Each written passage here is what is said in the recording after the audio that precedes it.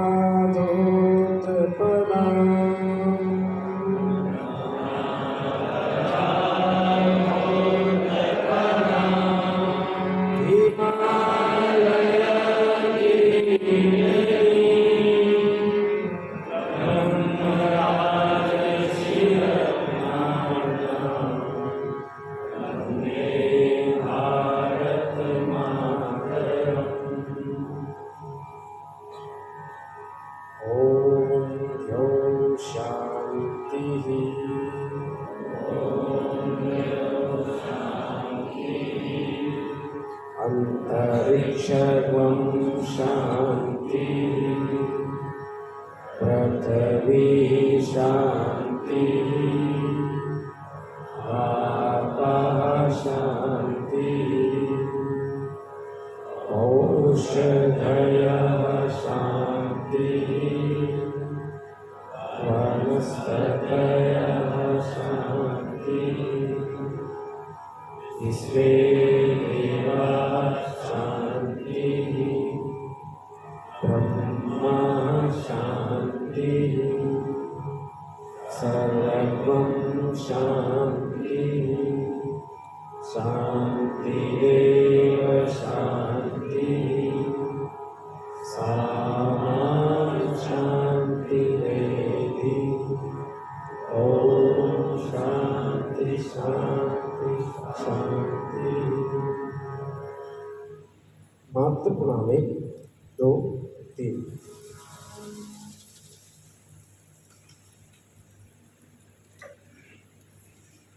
श्रद्धेय मंच, सभागार में उपस्थित आचार्य सामान्य प्रशिक्षण वर्ग, आचार्य दक्षता वर्ग, प्रांतीय प्रधानाचार्य विकास वर्ग के सभी प्रतिभागियों का इस संवाद सत्र में हार्दिक स्वागत है।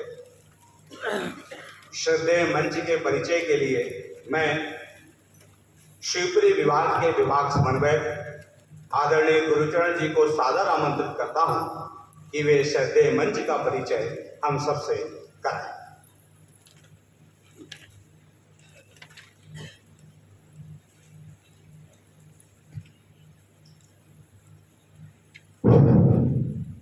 हमारे आज के संवाद सत्र में मंच पर विराजमान अतिथियों का परिचय इस प्रकार है। मध्य में विराजमान है मान्यवर डॉक्टर शिव कुमार जी शर्मा। आपने कलकत्ता यूनिवर्सिटी से एमएससी की डिग्री गोल्ड मेडलिस्ट के रूप में प्राप्त की। उसके बाद उसी यूनिवर्सिटी से पीएचडी ऑर्गेनिक केमिस्ट्री से प्राप्त की पीएचडी की डिग्री, और राष्ट्र कार्य को अपने जीवन का ध्येय मानते हुए संघ के प्रचारक बने जिला प्रचारक, विभाग प्रचारक के दायित्व का निर्वहन करने के बाद नेपाल देश में जो हमारे संघ का कार्य होता है और नेपाल में एक प्रांत का दर्जा रहता है, तो वहाँ के प्रांत प्रचारक इस दायित्व का निर्वहन किया। और उसके उपरांत 1999 से हमारा जो उत्तर प्रदेश क्षेत्र है उसमें क्षेत्रीय संगठन मंत्री के नाते विद्या भारती के दायित्व का निर्वहन किया। और उसके बाद 2011 से हमारे अखिल भारतीय मंत्री के दायित्व का निर्वहन आप कर रहे हैं। आपका केंद्र दिल्ली है। आज के इस कार्यक्रम में, इस संवाद सत्र में हम सभी का आपका मार्गदर्शन प्राप्त होगा। हम सभी से संवाद करेंगे। आपके साथ ही मंच पर विराजमान है आदरणीय कुंज बिहारी जी चतुर्वेदी। आप मध्य प्रदेश सड़क परिवहन निगम में सहायक प्रबंधक इस पद पर कार्यरत है और हमारे शिवपुरी जिले के जिला प्रतिनिधि विद्या भारती की दृष्टि से इस दायित्व का निर्वहन आप कर रहे हैं। और प्रांतीय जो समिति है उसमें विशेष आमंत्रित सदस्य के नाते भी आप हम सभी का मार्गदर्शन करते हैं। आपका मूलतः आप चंदेरी के निवासी हैं और शिवपुरी जिले के जिला प्रतिनिधि, ऐसा दायित्व आपकी हो। आपके पास ही विराजमान है आदरणीय पुरुषोत्तम जी जोशी। हमारी जो सेवा क्षेत्र की शिक्षा चलती है उसके आप क्षेत्र प्रमुख, उस ऐसे दायित्व का निर्वहन आप कर रहे हैं और हमारे प्रांत के पूर्णकालिक कार्यकर्ता, ऐसा आपकी ओर दायित्व है। साथ ही मंच पर विराजमान है आदरणीय चंद्रहंस जी पाठक। हमारी जो नगरीय शिक्षा है उसके सह प्रांत प्रमुख, ऐसे दायित्व का निर्वहन आप कर रहे हैं। प्रांत के पूर्णकालिक कार्यकर्ता हैं। आपका केंद्र ग्वालियर है। आप सभी महानुभावों का इस सत्र में हार्दिक स्वागत है, वंदन है, अभिनंदन है। धन्यवाद। धन्यवाद गुरुजन जी। श्रद्धेय मंच के स्वागत के लिए मैं इस संस्थान के प्रबंधक आदरणीय पवन जी, ग्वालियर विभाग के विभाग समन्वयक आदरणीय मुकुट जी से विनम्र प्रार्थना करता हूं कि वे सदन की ओर से मंच का सम्मान करने की कृपा करें। आदरणीय प्रबंधक जी और विभाग समन्वयक।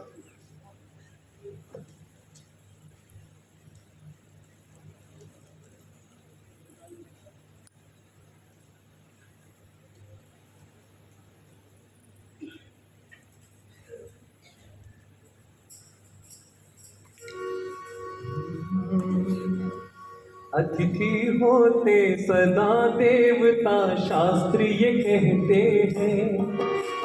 अतिथि होते सदा देवता, शास्त्र ये कहते हैं। मुक्त कंठ से सजल नयन से, मुक्त कंठ से सजल नयन से स्वागत करते हैं, स्वागत करते हैं। सुस्वागतम, सुस्वागतम, सुस्वागतम, सुस्वागतम। आए आप यहाँ पर ऐसे जो शबरी घर राम गए, ऐसे ही उत्साह बढ़ाया जैसे मधुर घर शाम गए। आए आप यहाँ पर ऐसे जो शबरी घर राम गए, ऐसे ही उत्साह बढ़ाया जैसे मधुर घर शाम गए। क्या बन पाए हमसे, क्या बन पाए हमसे, नतमस्तक करते हैं। मुक्त कंठ से सजल नयन से, मुक्त कंठ से सजल नयन से स्वागत करते हैं, स्वागत करते हैं। धन्यवाद संगीत पथक। मंच का ध्यान मैं इस ओर आकर्षित कराना चाहता हूं। 5 मई की सायं से हमारे तीनों वर्गों का शुभारंभ हुआ है। हमारी अपनी दिनचर्या में हमने विभिन्न विषयों का समावेश किया है।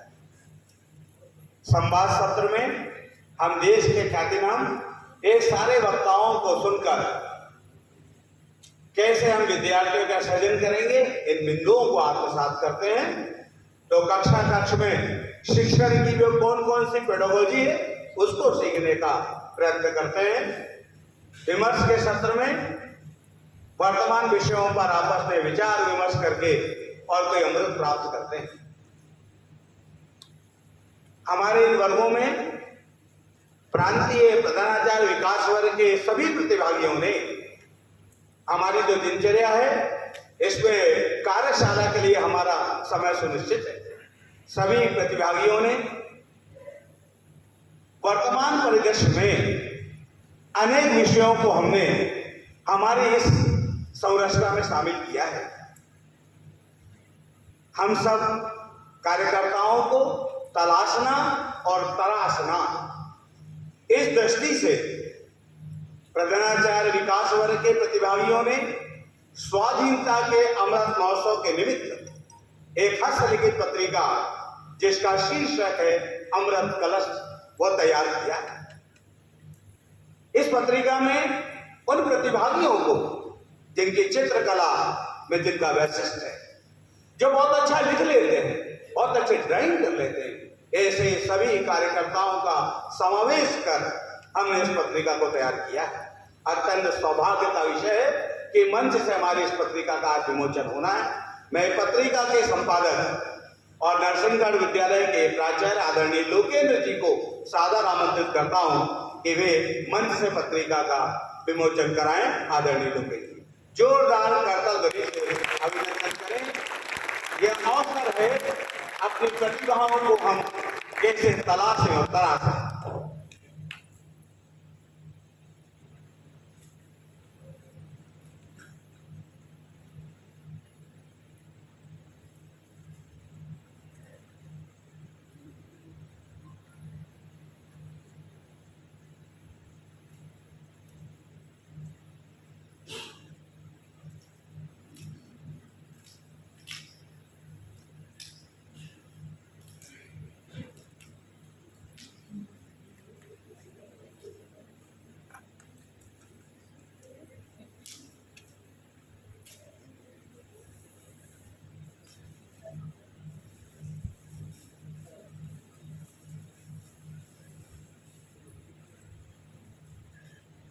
जोरदार करतल ध्वनि से अभिनंदन।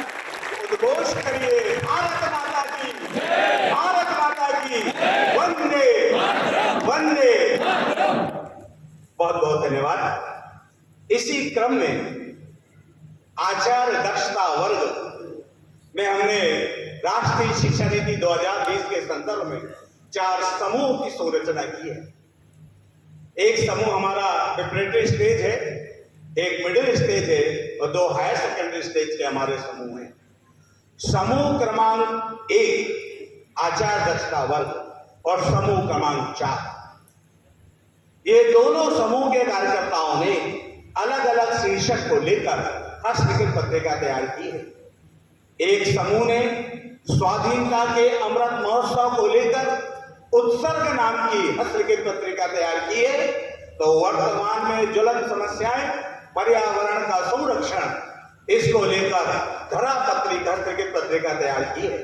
वे दोनों समूह के संपादक आदरणीय सौरभ जी और आदरणीय पंडरीनाथ जी को सादर आमंत्रित करता हूं। वे समूह की ओर से, आचार्य दक्षता वर्ग की ओर से यहाँ अपनी पत्रिकाओं का विमोचन कराएं। आदरणीय सौरभ जी, आदरणीय पंडरीनाथ, जोरदार करतल ध्वनि से अभिनंदन। हम सब ये सीखेंगे कि अपने विद्यार्थियों को भी कक्षा कक्ष में यह अवसर प्रदान करेंगे, उनकी प्रतिभाओं को तलाशेंगे और तराशेंगे।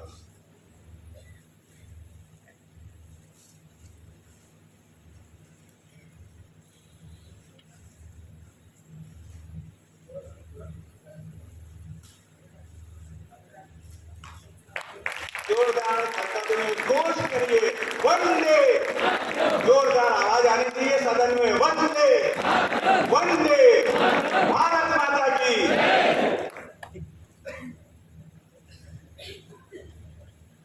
बहुत बहुत धन्यवाद।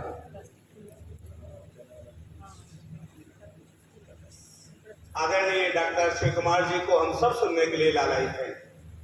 अपना सारा जीवन शिक्षा क्षेत्र को समर्पित किया है। इस संवाद सत्र में वो हम सब कार्यकर्ताओं से संवाद कर सकेंगे। समय हम पर बचेगा तो अपनी जिज्ञासाओं का समाधान कर सकेंगे।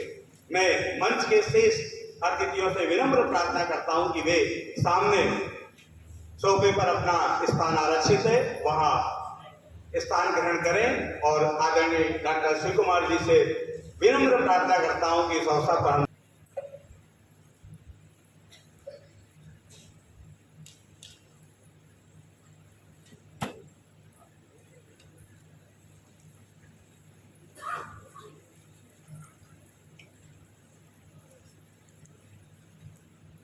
ज्ञानदायिनी मां शारदा के चरणों में कोटि कोटि नमन।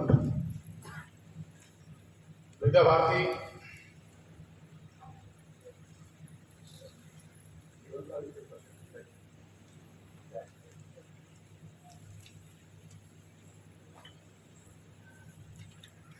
विभिन्न समितियों के सभी आदरणीय पदाधिकारीगण,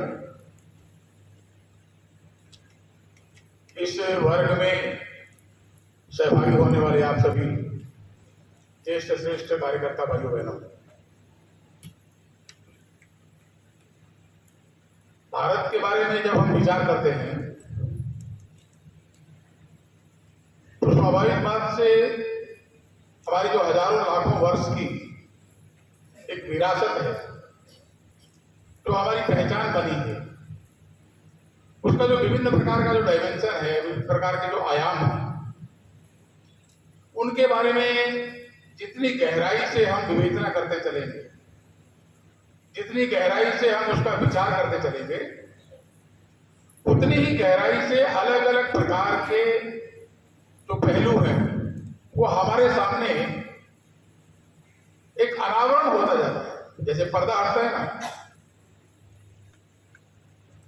कुछ दिन पहले जब राष्ट्रीय शिक्षा नीति का निर्माण हो रहा था, राष्ट्रीय शिक्षा नीति का केंद्र बिंदु क्या है, कुल मिलाकर के जो पूरी नीति है उसका जो थीम है वो क्या रहेगी, किस पर आधारित रहेगी। भारत केंद्रित। तो बहुत प्रकार की चर्चाएं आई, बहुत प्रकार के सुझाव आए और अंत में भारत केंद्रित शिक्षा। एक प्रोफेसर डेलर्स हुए हैं, उनकी रिपोर्ट की 1996 में जेनेवा में एक अंतर्राष्ट्रीय शिक्षा सम्मेलन हुआ था। उनकी रिपोर्ट की बड़ी चर्चा है, पूरे सर्वदूर पूरे विश्व के शिक्षा के सिनेरियो में उसकी चर्चा रहती है। इन 4 डायमेंशंस की उन्होंने चर्चा की थी, learning to learn, learning to do, learning to be and learning to live together. इन चारों डायमेंशन में चारों आयामों का जो कंक्लूजन रिपोर्ट था वो एक लाइन में उन्होंने प्रस्तुत किया। उस जेनेवा के अंतर्राष्ट्रीय शिक्षा सम्मेलन में इन चारों बातों का एक पंक्ति में कंक्लूजन किया, education must be committed to progress and rooted to culture. किसी भी देश की शिक्षा आगे आने वाला जो भविष्य है उसके प्रति उसका कमिटमेंट होना चाहिए, प्रतिबद्धता होनी चाहिए। लेकिन वो शिक्षा उस देश की जो सांस्कृतिक विरासत है, सांस्कृतिक जड़ें हैं, रूटेड टू कल्चर। हालांकि कल्चर ये संस्कृति शब्द का भाषानुवाद नहीं है, लेकिन फिर भी क्योंकि नियरेस्ट है और अंग्रेजी में दूसरा कोई शब्द नहीं है, इसलिए हम कल्चर का प्रयोग करते हैं। हमारी जो संस्कृति शब्द है, सांस्कृतिक एक बड़ा आयाम है। तो ये जो पंक्ति का उन्होंने विश्लेषण किया कि किसी भी देश की शिक्षा उस देश की जो सांस्कृतिक विरासत है उसकी जड़ों के साथ जुड़ी हुई होनी चाहिए। राष्ट्रीय शिक्षा नीति में भी जब इस विषय का समावेश करने की बात आई तो 2 शब्दों पर बड़ा मंथन हुआ। लगभग 4-5 बैठकों में अलग अलग प्रकार से लोगों ने अपने अपने तर्क रखे। एक बड़ा समूह जो सरकारी तंत्र का प्रतिनिधित्व कर रहा था वो कहते थे कि इसमें इंडिया सेंट्रल्ड एजुकेशन ऐसा शब्द होना चाहिए। लेकिन हम लोग जो विद्या भारती के प्रतिनिधि के नाते से उसमें सहभाग कर रहे थे, हम लोगों का एक स्पष्ट मत था कि नहीं, इंडिया नहीं, भारत।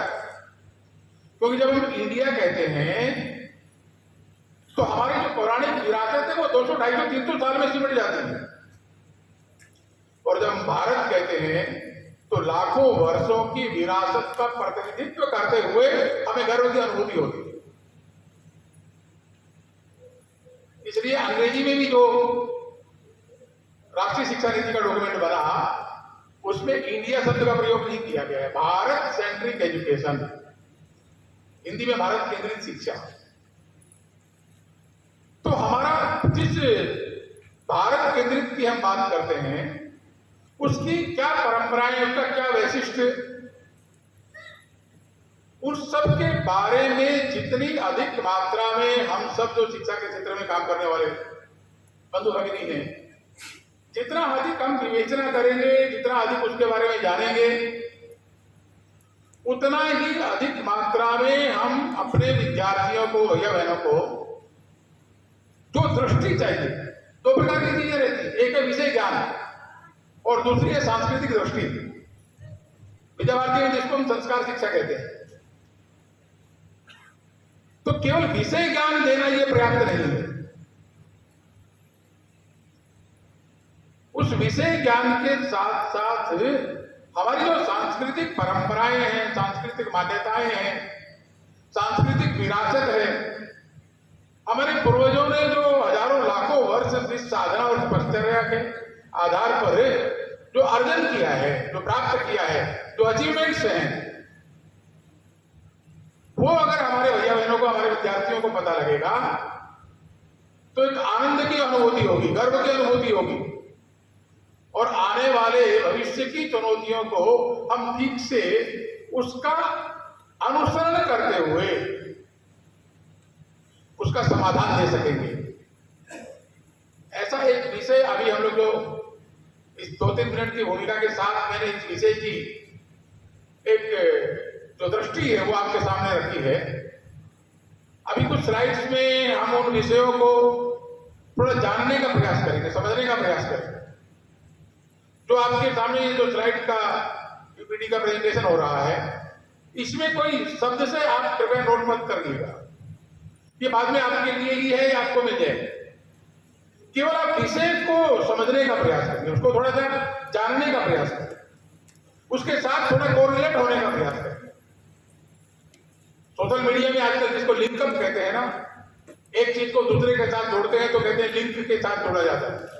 तो इस विषय के साथ थोड़ा जोड़ने का प्रयास करेंगे और इसमें से कोई बात आपको ऐसा लगता है कि नहीं ये बात थोड़ी और अधिक स्पष्ट होनी चाहिए, तो बाद में कुछ 15-20 मिनट का समय हम लोग इसके प्रश्नोत्तर के लिए भी निकालने का प्रयास करेगा। तो बाद में प्रश्न पूछते हुए आप उसका जिज्ञासा का समाधान करने का एक प्रयास हम सब मिलकर के कर सकते हैं। नेक्स्ट, भारत का गौरवशाली अतीत और वर्तमान। जब हम गौरवशाली की बात करते हैं तो केवल अतीत में ही हम बहुत अच्छे रहे और वर्तमान में हम शून्य हो गए। वैसे तो शून्य भी अपने आप में परिपूर्णता का प्रतीक है, लेकिन आज जिस संदर्भ में शून्य प्रयोग किया जाता है, कैपिटल 0, तो वैसा नहीं। इस स्लाइड में केवल एक इस तरह संकेत करने का प्रयास किया गया है कि जितना गौरवशाली हमारा अतीत रहा है उसी कंटिन्यूटी में हमारे वर्तमान में भी बहुत प्रकार के आयाम हमने समायोजित करने का प्रयास किया है। इस 2 स्लाइड में भी सिंधु घाटी की सभ्यता से हम अगर अपने को देखिए, 2 प्रकार की चीजें हैं इसमें। एक है जो किंवदंतियों के माध्यम से चली आ रही परंपराओं की बातें, उनको मैंने केवल इसमें थोड़ा सा स्पर्श किया है, लेकिन जिन बातों का तथ्यात्मक, जिनका रेफरेंसेस मिल रहा है, जिनके प्रमाण हमारे पास उपलब्ध हैं, उनको थोड़ा ज्यादा हाईलाइट करने का प्रयास किया है। क्योंकि जब हम अपनी पौराणिक विरासत के बारे में समाज के सामने, विश्व के सामने अपने विषय को प्रस्तुतिकरण करते हैं, 2012 से विद्या भारती ने भारत के बाहर भी कुछ उपक्रम प्रारंभ किया है। विद्या भारती फाउंडेशन यूएस के नाम पर हम लोगों ने एक रजिस्ट्रेशन करवाया और पिछले 7-8 वर्षों से विद्या भारती का प्रतिनिधित्व करते हुए मैं विदेश जाता हूं।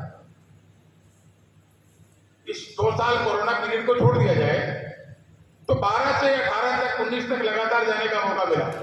वहां का जो एजुकेशन सिस्टम रहता है, वहां के जो विश्वविद्यालय हैं, वहां अलग अन्य प्रकार की जो गतिविधियां चलती हैं, उनके बीच में जब भारत की विरासत का हम प्रेजेंटेशन करते हैं तो बहुत प्रकार के प्रति प्रश्न खड़े होते हैं। उनके लिए उस प्रकार का तथ्य देना आवश्यक रहता है कि प्रमाण क्या है, और वो साइंटिफिक प्रोसेस से निकले हुए कंक्लूजन को ही प्रमाण एक्सेप्ट करते हैं। वैज्ञानिक पद्धति से जो विश्लेषण हुआ उस प्रकार के प्रमाण को ही स्वीकार करते हैं। इन स्लाइड्स में भी हमारी जो श्रद्धाओं के आधार पर बनी हुई मान्यताएं हैं उसके इतर जो बातें वैज्ञानिक पद्धति से एक प्रमाणित हो चुकी हैं उनको अधिक मात्रा में लेने का प्रयास किया है। तो 5000 वर्ष पहले का जो सिंधु घाटी की सभ्यता की बात आती है उसके आधार पर जो हमारी मान्यताएं हैं वो हमारे गौरवशाली अस्तित्व को प्रतिनिधित्व करती हैं। नेक्स्ट, इस एक स्लाइड में केवल कुछ झांकी दिखाई दे रहा है, अभी डर आ रहा है। तो इसमें वो केवल एक झांकी दिखाई गई है, कोई विशेष इसका वो नहीं है, लेकिन हमारा जो दोनों को कोरिलेट करने का प्रयास किया गया है। इसमें हमारी पुरातत्व कला है, स्थापत्य कला है, उसके साथ जुड़ा हुआ हमारे जो क्रांतिकारी हैं उनका एक चित्र है। जो शैक्षिक नालंदा, तक्षशिला, विक्रमशिला इत्यादि विश्वविद्यालय हुए हैं उनकी झांकी है। इसको मिला करके इस स्लाइड को एक बनाया गया है। प्राचीन भारतीय शिक्षा पद्धति, हम शिक्षा के क्षेत्र में काम करते हैं, तो भारतीय शिक्षा पद्धति का वैशिष्ट्य क्या रहा है?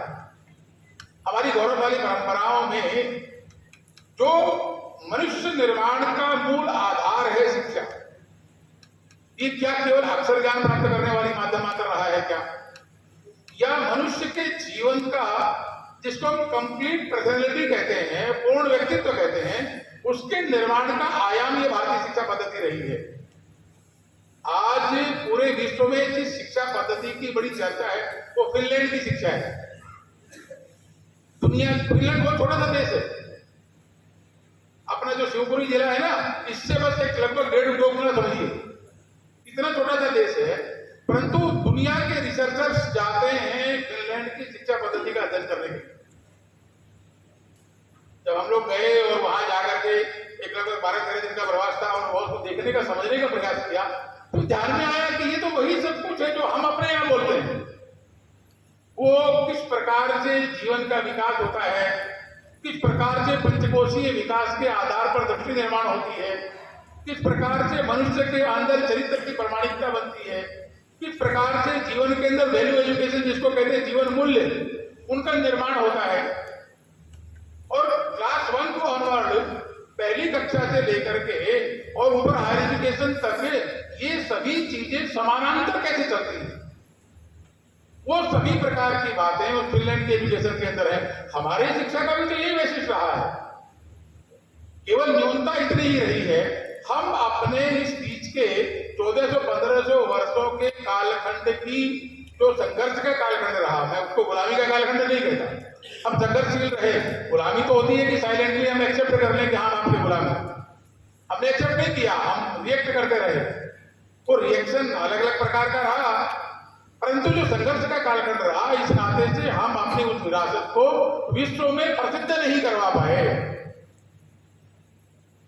आप जर्मनी जाएंगे तो आपको बड़ा आश्चर्य लगेगा, संस्कृत भाषा के आज के वर्तमान में, जबकि आधुनिक विज्ञान का युग कहलाता है, इस आधुनिक विज्ञान के युग में भी जर्मनी में किसी एक देश की पॉपुलेशन के कंपैरिजन में अगर प्रोपोर्शन निकालेंगे, हम अनुपात निकालेंगे, तो विश्व के सर्वाधिक संस्कृत विश्वविद्यालय वहां पर है। भारत में इसलिए ज्यादा दिखते हैं कि हमारी पॉपुलेशन ज्यादा है। तो बाहर के लोगों ने हमारी इस शिक्षण व्यवस्थाओं को कैसे स्वीकार किया, हमारी भाषा, हमारा वाङ्मय, जिसके अंदर ये सभी प्रकार के ज्ञान समाहित था। इस एक स्लाइड में केवल जो हमारे अनेक संप्रदाय, मत, पंथ, पृथक अलग अलग प्रकार के विश्वास, उसको इंगित करने का प्रयास किया गया है।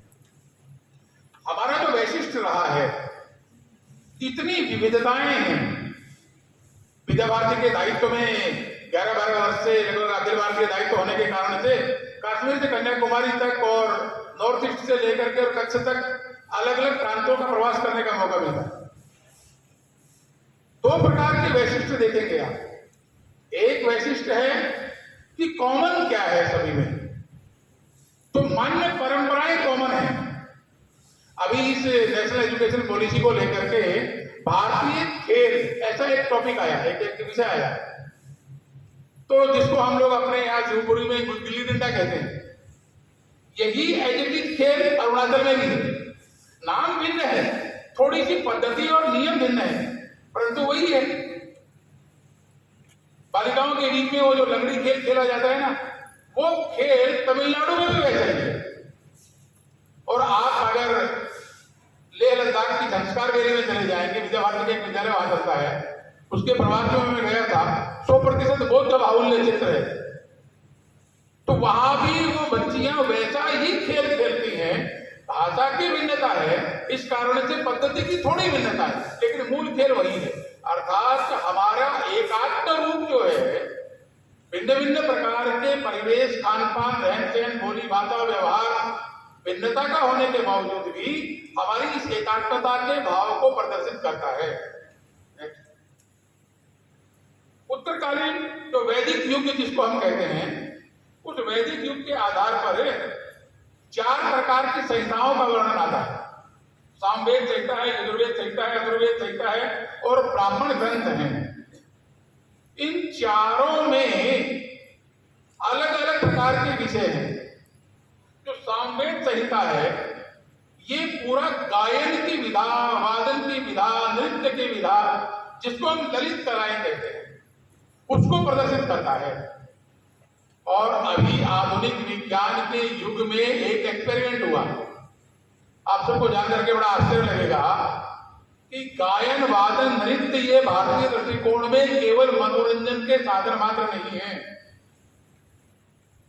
ये अंतःकरण के जागृति करते हैं और हमारा जो न्यूरो सिस्टम है, उस न्यूरो सिस्टम को बैलेंस करते हैं, एकाग्रचित करते हैं।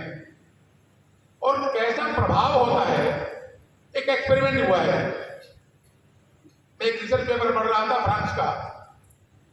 इस भारतीय संगीत पर ये जो सामवेद संहिता है, इसके आधार पर जो संगीत निर्माण हुआ है, उस पर एक एक्सपेरिमेंट हुआ फ्रांस में। 2 गमलों में 2 बबूल के पौधे लगाए गए, सेम नेचर के, बोटेनिकली जिसको हम कहते हैं, एक ही प्रकार की प्रजाति के पौधे 2 गमलों में लगाए गए। दोनों में बराबर मात्रा में खाद, पानी आदि आदि जो उसको पुष्पित पल्लवित होने के लिए साधन चाहिए, वो बराबर मात्रा में दिया गया। एकदम मेजरमेंट करते हुए, नाप तोल करके, कुछ भी लेस मात्र उसके अंदर अंतर नहीं, एक ही अंतर किया गया। एक गमले के पास बैठ करके एक अच्छा बांसुरी बजाने वाला वंशी वादक, जो भारतीय शास्त्रीय संगीत है, जो सामवेद संहिता है, उसके अनुसार जो भोर का गान है, अति रात्रि का गान है, समय के अनुसार, काल के अनुसार हमारे यहाँ गायन की जो विधाएं हैं उसकी रचना बनी है, रागों की रचना बनी। पहली कब सुनाना, तो वो जो वादक था वो बैठ करके उस गमले के पास बंसुरी बजाता था, दूसरे गमले के पास बैठ करके और एक अपशब्द बोला जाता था, क्या तुम थर्ड क्लास पौधे हो, कितना खराब तुम्हारा कांटा होता है, किसी को चुभ जाता है तो कितने पीड़ा देता है, कैसी तुम्हारी प्रकृति है। यानी एक अपशब्दों का प्रयोग, उसको गाली देना, कोसना। उस फ्रांस के रिसर्च पेपर में साइंटिस्ट ने लिखा कि लगभग 6 महीने बीतने के बाद वो जिस पौधे के पास बैठ करके बांसुरी बजाई जाती थी, उसका जो कांटा है उसमें स्निग्धता आ गई। कांटे की जो तीक्ष्णपन है ना, जो तीखापन है, वो कम हो गया और स्निग्ध हो गया। उसके कांटे के ऊपर भी अगर आप बबूल का इधर जो तीक्ष्ण कांटा रहता है, उसको स्पर्श किए तो उसमें चुभन जैसी स्थिति नहीं रही, स्निग्ध हो गया। और दूसरे पौधे में कांटे के जो अग्रभाग है, उसमें पॉइजन की मात्रा बढ़ गई। सामवेद संहिता ये केवल मनोरंजन का विषय नहीं है, तो ये कैसे मनुष्य के जीवन पर तो प्रभाव पड़ना स्वाभाविक बात है, क्योंकि हम सेंटिमेंटल लोग हैं। हमारा जो सेंसिटिविटी है, हमारा जो न्यूरो सिस्टम है, वो अधिक सेंसिटिव होता है मनुष्य का। लेकिन पौधों के अंदर भी जो सेंसिटिविटी है, उनकी जो संवेदना है, उसमें भी कैसा प्रभाव पड़ता है। इसी प्रकार से यजुर्वेद संहिता में, अथर्ववेद संहिता में ये जो प्रयोग किए गए हैं, उनका एक प्रमाण भारतीय प्राचीनता को प्रदर्शित करता है। नेक्स्ट। वैदिक लेखों में जो 4 आधार बताए गए हैं मनुष्य जीवन के, ब्रह्मचर्य आश्रम यानी विद्यार्थी जीवन, जो गृहस्थ जीवन है सामान्य रूप से जीवित सदा शतम ऐसा हम लोग बोलते हैं, तो 100 वर्ष की आयु को 25-25 वर्ष में बांटा गया है। हम लोग इस बारे में जानते हैं, इसकी डिटेल में नहीं जाएंगे। वानप्रस्थ यानी आधी निवृत्ति, संन्यास यानी पूर्ण निवृत्ति। लेकिन इसमें जो निवृत्ति शब्द है इसको थोड़ा सा ध्यान में रखना चाहिए। ब्राह्मण ग्रंथ में इसका वर्णन आता है कि जो निवृत्ति है ना, ये रिस्पॉन्सिबिलिटीज से नहीं है, ये अटैचमेंट से निवृत्ति है। अर्थात गृहस्थ जीवन में जो आसक्ति रहती है, ये मेरी पत्नी है, ये मेरे बच्चे हैं, ये मेरा परिवार है, ये मेरा धंधा है, ये मेरा व्यापार है, ये मेरा पैसा है, ये मेरे साधन है, ये मेरी संपत्ति है, एक निश्चित सीमित दायरे में अटैचमेंट होता है।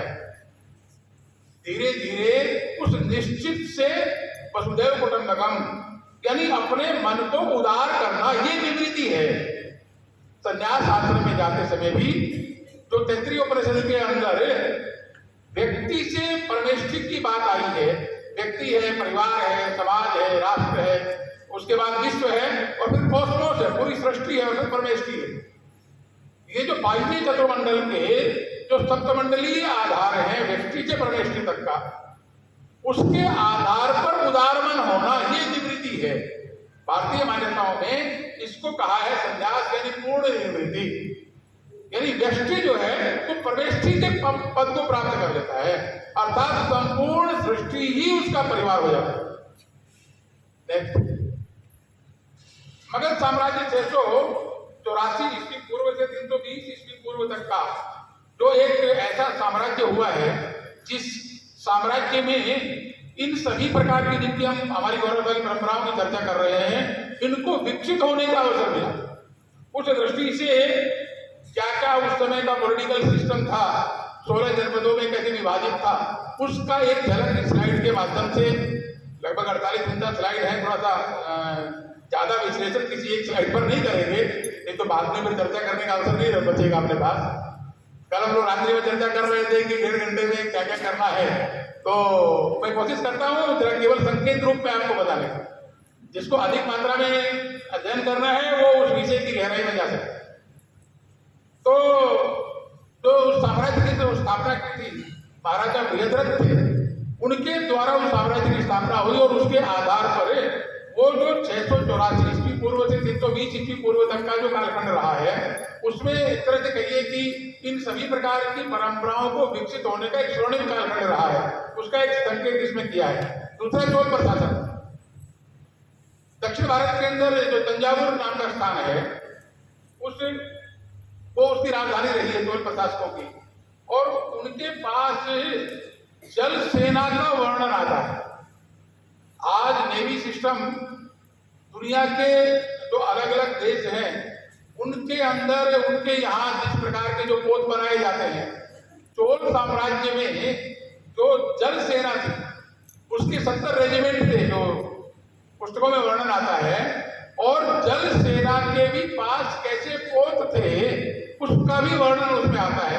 अर्थात जो भूमि सेना है या उसका वर्णन तो है ही, परंतु उस प्रकार का भी स्थिति कैसी रही है। नेक्स्ट, वैदिक युग की राजनीति, राजा के साथ आदिवासी सभाएं, यानी ये जो स्लाइड है इसमें हमारे यहाँ का डिसेंट्रलाइजेशन कैसे था। सामान्य जो छोटा कबीला रहता है, छोटा परिवार रहता है, वहां से लेकर के न्याय व्यवस्था और राजा के स्तर तक किस प्रकार की व्यवस्थाएं थी, पूरा सिस्टम। कई बार जब राजशाही की बात आती है तो आलोचना इस बात की होती है कि राजा ने जो बोल दिया वही संविधान है, वही कानून है और वही सब कुछ है। ऐसा नहीं था। भारतीय गणराज्य की परिकल्पना में ये चीजें नहीं थी, पूरा सिस्टम डिसेंट्रलाइज था, अलग अलग छोटे छोटे तत्वों में विभक्त था, और हर एक के पास उस प्रकार की दायित्व की जो स्थिति आती है ये उसमें दिखाई देता है। राजा का जब राज्याभिषेक होता था, एक शब्द बोला जाता था, कठोपनिषद में एक वर्णन आता है, एक शब्द बोला जाता था, अदंडो अस्मि, अदंडो अस्मि, अदंडो अस्मि। अर्थात मैं अब राजा हो गया हूं तो मुझे कोई भी दंड नहीं दे सकता, मैं दंड के ऊपर हो गया। उसी समय वहां का जो राज पुरोहित है वो प्लास के दंड से राजा की पीठ पर 3 बार ठोका लगाता था, धर्म दंडोसी, धर्म दंडोसी, धर्म दंडोसी। धर्म यानी पूजा पद्धति नहीं, धर्म यानी हमारी जो पौराणिक विरासत की परंपराएं हैं, जो मान्यताएं हैं, जो प्रतिबद्धताएं हैं, जो मर्यादाएं हैं, वो आपको दंडित कर सकती है। आप उनके बाहर जाएंगे तो आप भी दंड के परिधान के अंदर आएंगे। ये बाध्यता राजा के सामने। प्राचीन इतिहास के कुछ स्वर्णिम बिंदुओं को थोड़ा सा एक संकेत दिया गया है कि कैसे कैसे कौन सी जो स्थिति थी उसमें जन था, जनपद था, गणराज्य थे, उनको थोड़ा सा संकेत रूप में 2-3 स्लाइड में संकेत करने का प्रयास किया गया है। प्रमुख साम्राज्य क्या थे, महाजनपद क्या था, महान देश इस नाम से कैसे जाने जाते थे। नेक्स्ट, इस स्लाइड के अंदर भी जो विषय है वही 6वीं शताब्दी के ईस्वी पूर्व तक की जो अभी तक हमारे पास प्रमाण उपलब्ध हुए हैं उनको ही संकेत बताते हुए संकेत किया गया है। नेक्स्ट, इसमें इस स्लाइड में आगे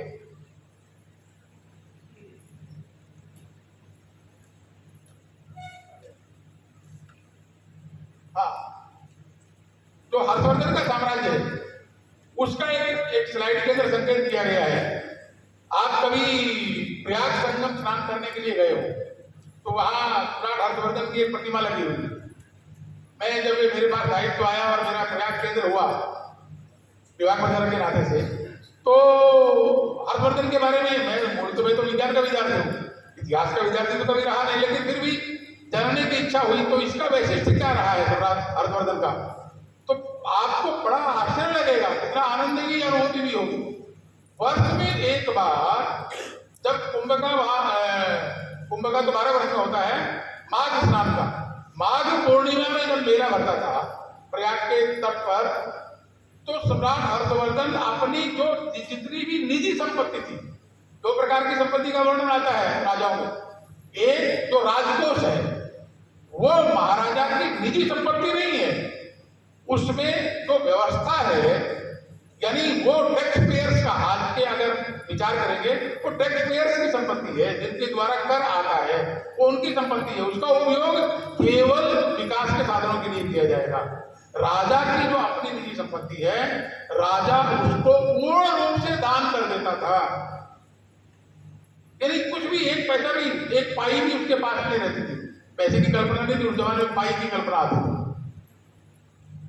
बाद में फिर वर्ष भर राजा भी श्रम करते हुए धनार्जन करता था, जैसे हम आप कमाने के लिए श्रम करते हैं, और उस श्रम किए हुए धन से अपना व्यक्तिगत जीवन चलाता था। एक कैसा स्वरूप रहा होगा दुनिया के किसी राज्य में। हर्षवर्धन के सम्राट का जो वर्णन आता है वो इस प्रकार की स्थिति का वर्णन आता है।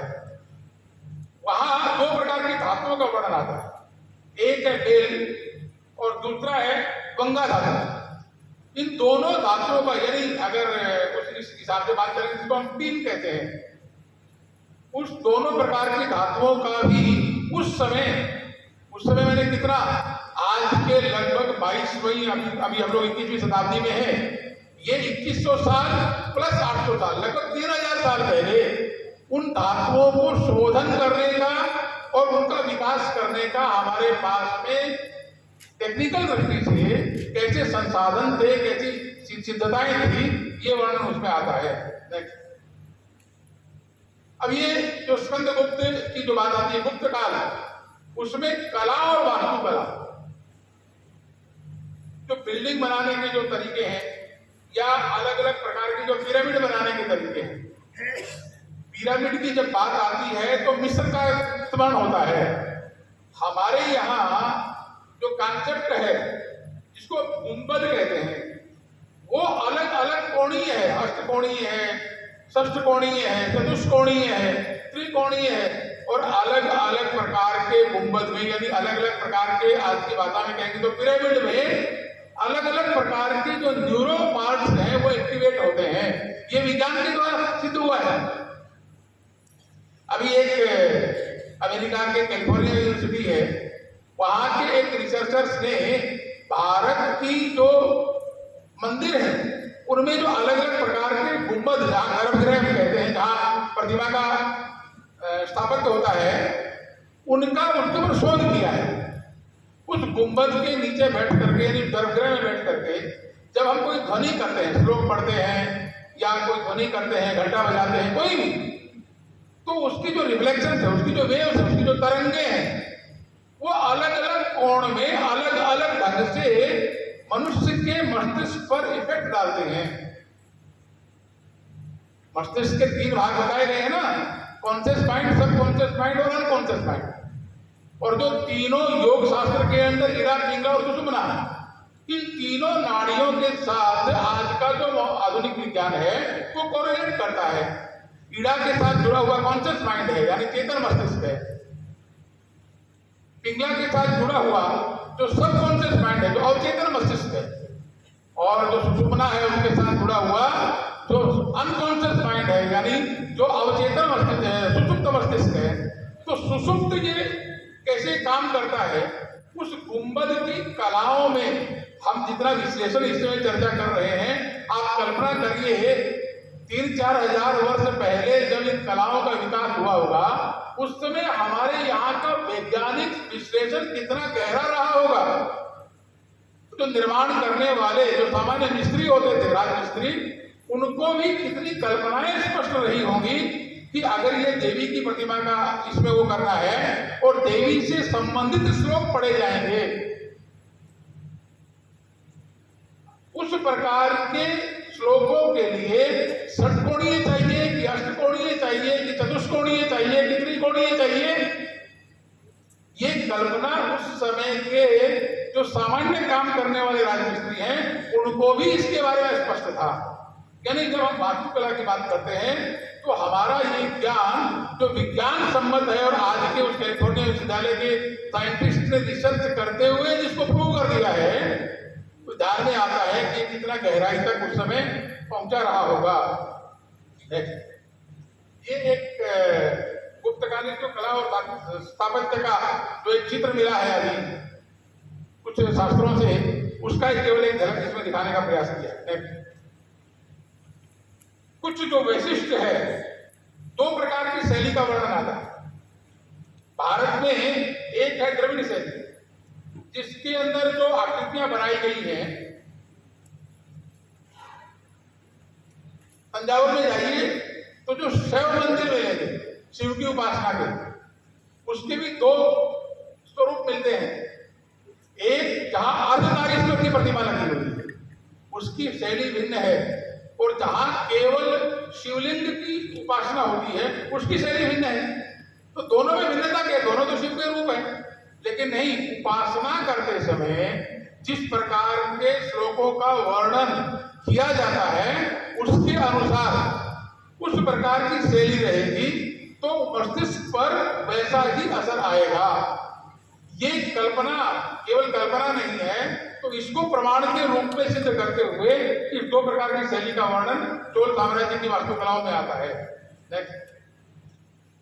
थोड़ा विज्ञान की तरफ जाते हैं, परंपराओं में हमारे यहाँ जिनके बारे में प्रमाण उपलब्ध हो गए, किंवदंतियों में और बहुत से कहे जाते हैं, परंतु जिनका आज शास्त्रीय प्रमाण उपलब्ध है, उनकी पुस्तकें उपलब्ध हो गई हैं, उनका केवल मैंने इसमें जो 5 वो किए हैं।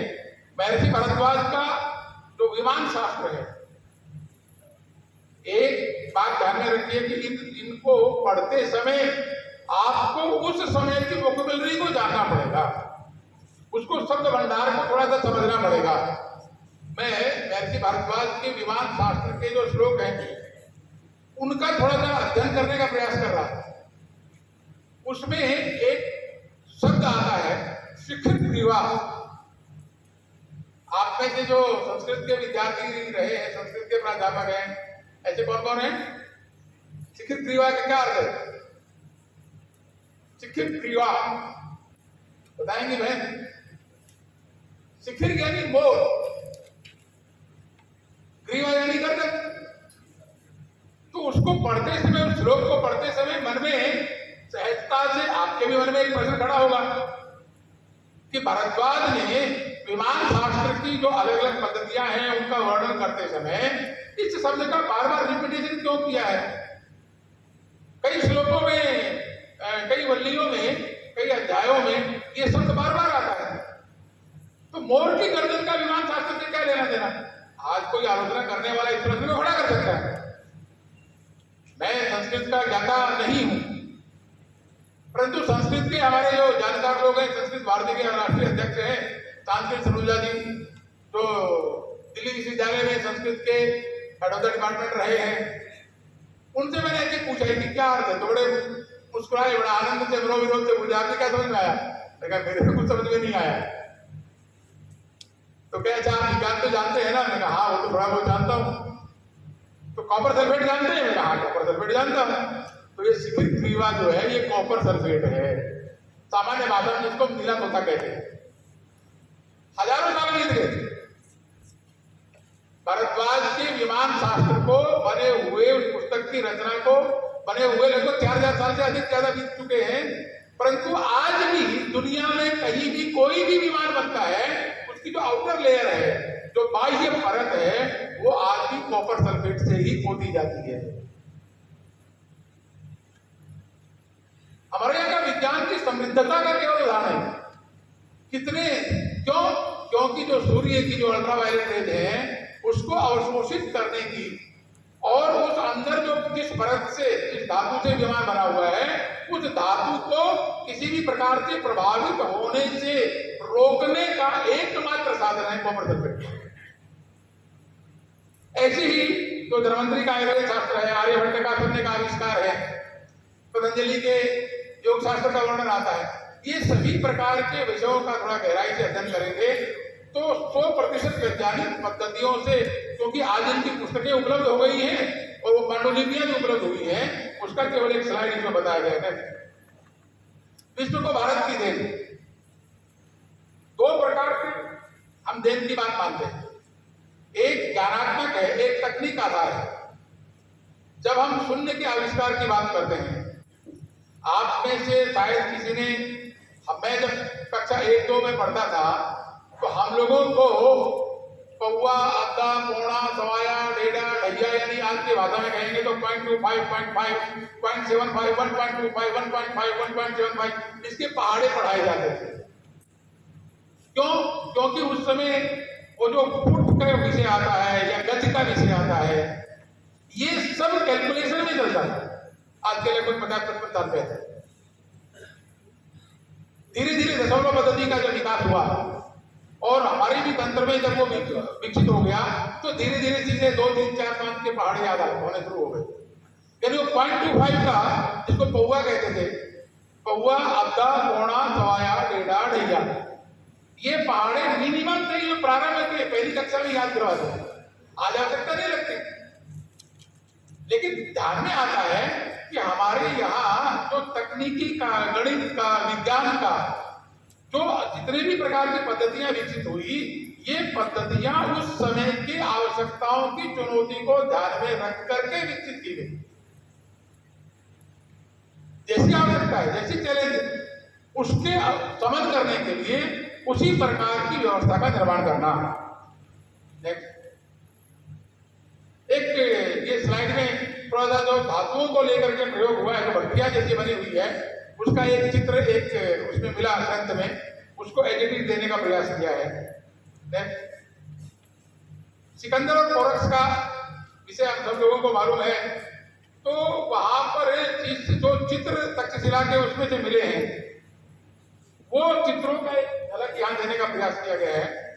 आज जिसको वुड स्टील कहते हैं हम, ये जो वुड स्टील है, आज के समय में इस प्रकार के स्टील की बनाने की भट्टियां अभी भी दुनिया में कहीं नहीं है टिल टुडे।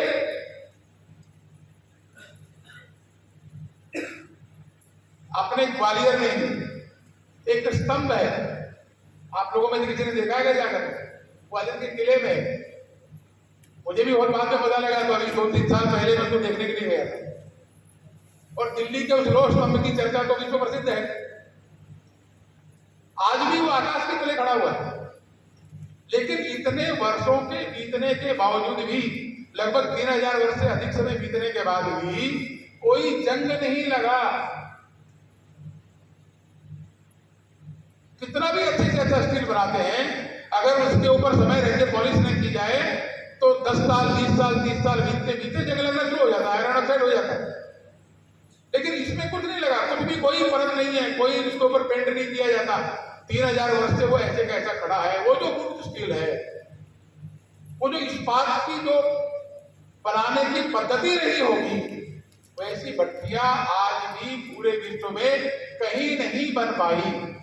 एक उसका नमूना, वो तलवारों का विषय रहा हो या उस प्रकार के इस्पात बनाने का विषय रहा हो, उस प्रकार का जो चित्र है, ये उसका एक नमूना है।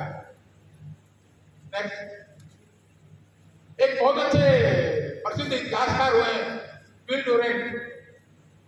ये जो विल डुरेंट हैं, इन्होंने जो इतिहास लिखा है, वैसे तो बहुत से इतिहासकारों ने बहुत कुछ बिगाड़ करके ही लिखा है, लेकिन कुछ कुछ को शायद भगवान ने सद्बुद्धि दी होगी। माँ सरस्वती जी का कुछ थोड़ा बहुत लेस मात्र कुछ 1-8% आशीर्वाद मिल गया होगा, तो कुछ लोगों ने सही बात नहीं लिखी। विल डुरेंट का आज की पुस्तक के अंदर ये दो चित्र है ना, ये उसमें से आते हैं। हमारे यहाँ लेन देन के लिए जिन मुद्राओं का उपयोग होता था, भारत को कहते ना सोने की चिड़िया था। तो सोने की चिड़िया मतलब क्या? कोई पक्षी हमारे यहाँ सोने के लिए, ऐसा नहीं है। वो तो केवल उपमा देने के लिए, एक इक्विवेलेंट रूप में है, उपमा देने के लिए बताया जाता है। हमारे यहाँ मुद्रा विनिमय जो है वो स्वर्ण मुद्राओं से होता था। सोने की मुद्राएं, चांदी की मुद्राएं जो चलती थी आपस की लेन देन में, तो उस समय की जो 2 मुद्राएं हैं उनका चित्र ये इसमें डाला गया है। ये जो आप देख रहे हैं ना, ये पाली भाषा में लिखा हुआ, वो मुद्रा आज भी उपलब्ध है। तो कैसी स्थिति हमारे देश की रही होगी, किस प्रकार का, क्योंकि सोने की उपलब्धता जिस देश में होगी वही ना सोने की मुद्रा बनेगी। ऐसा तो नहीं है कि बाहर से, कहीं दुनिया से बाहर से ला करके आप सोने की मुद्रा चला सकते हैं। आज कागज की मुद्रा इसलिए उपलब्ध है कि कागज उपलब्ध है। सोने की मुद्रा इसलिए उपलब्ध नहीं हो सकती क्योंकि सोने की उपलब्धि ही कम है। तो कैसा हमारे देश का स्वरूप रहा होगा, सोने की खनन का स्वरूप कैसा रहा होगा, ये उसका एक नमूना है। ये जो चित्र है, ये भी विल डुरेंट की जो एक पुस्तक है उसमें से मिला है। कैसे कैसे हमारे यहाँ चांदी के बर्तनों का उपयोग सामान्य रूप से भोजन की उसमें किया जाता था, उसके ये नमूने हैं। कालगणना विश्व को एक सबसे बड़ी देन भारत की जो मानी जाती है वो है कालगणना की पद्धति। जब 0 दिया मेरे भारत ने, क्या है वो सिनेमा का गीत है ना, तब दुनिया 2 गिनती आई। ये जो केवल कल्पना नहीं, जो गणित की जो पद्धतियां हैं, ये जो एक चित्र दिखाया गया है, इसमें काल गणना का जो सौरमंडली के विधान रहा है, जो अक्षांश रेखाएं, देशांतर रेखाएं, जिनकी बारे में हम चर्चा करते हैं। अपने यहाँ इसी मध्य प्रदेश में ही महाकाल का जो स्थान है वो वर्ल्ड टाइम का एक सेंट्रल पॉइंट रहा है। श्रद्धा अपनी जगह पर है, हमारे महादेव हैं, उनके प्रति हम नमन करते हैं, उपासना करने जाते हैं, वो सब चीजें ठीक है। परंतु वैज्ञानिक पद्धति से इसको महाकाल क्यों कहा गया? क्योंकि संपूर्ण जो सृष्टि है, जो कॉस्मोस है, उसके काल का जो प्रतिबद्धता है, काल की जो डायरेक्शन है, उस काल के डायरेक्शन की विधा वहां उस स्थान विशेष से होती थी। वाकणकर ने उसके बारे में शोध किया है, आप सब लोगों ने नाम सुना होगा उसका। और शोध के बाद में उन्होंने एक वो निकाला, परिणाम निकाला कि आज भी उस महाकाल के स्थान से लगभग 26 किलोमीटर दूर डोंगला नाम का एक स्थान है। अपना शिव मंदिर चलता है वहां पर, आप में से जिनका थोड़ा बहुत वैज्ञानिक अभिरुचि हो उसको वहां जाकर के देखना चाहिए।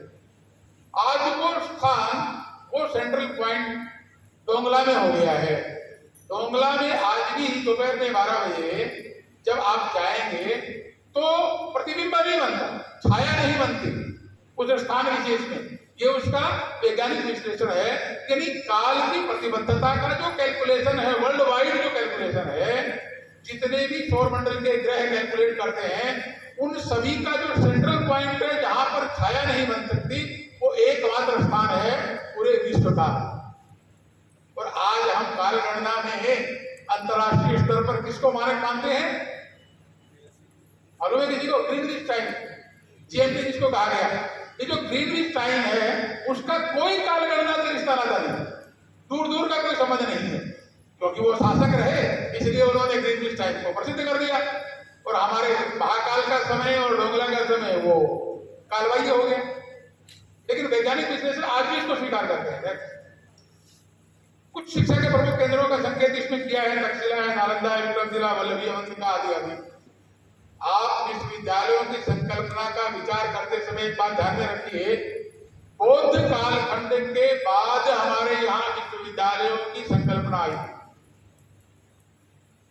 भारतीय जनमानस में कोई भी चीज केंद्रित नहीं थी, हमेशा विकेंद्रित रही है। विश्वविद्यालय एक केंद्रित व्यवस्था का प्रतीक है।